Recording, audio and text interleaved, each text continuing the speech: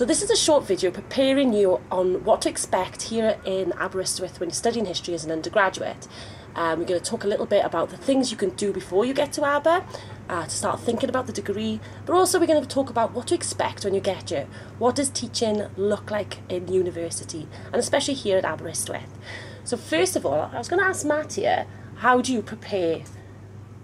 Right, well, the first thing to recognise is that studying at university compared to school is a little bit different.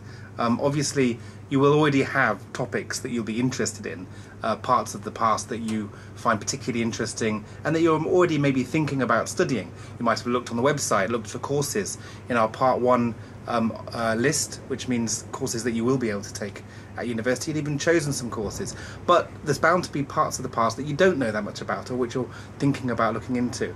So really, the two kind of things to think about when you're getting ready for university is, first of all, maybe re-familiarise yourself or familiarise yourself with those bits of the past that you're thinking about looking into.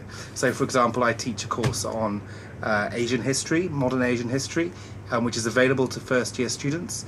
And so a place to start might be a book, something like this, a book which introduces you to a to that bit of history, that gives you the bare essentials. And what's the title of that book?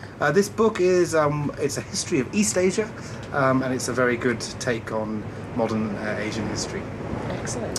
So is there any other things to think about aside from sort of thinking about sort of general histories or the topic broadly that you want to study? Right, well, the key thing about coming to university is that you're not just interested in thinking about the past.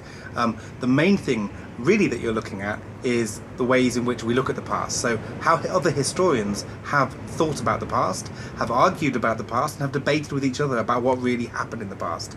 And so whereas you might well want to start looking at this kind of book in order to get a broad sense of what you're going to be studying, you might also want to be thinking about the kind of debates that you're interested in, the ideas that get your juices flowing, right? So one of the books that really changed my view of the past, one of the books that really got me thinking in a different way about history, and especially actually in my case about Asian history, was this book, Imagined Communities by Benedict Anderson, which is very famous and which is used not only in Asian history but in Welsh history, one of my British favourite history. books. There you are. Say. It's and it is a fascinating book. It really lets you look at the nation, think about the nation and where the idea comes from, and it traces the history of the idea.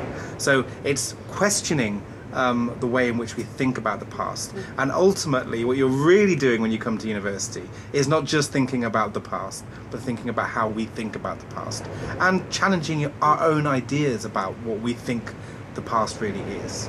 And having a good argument about it. Exactly.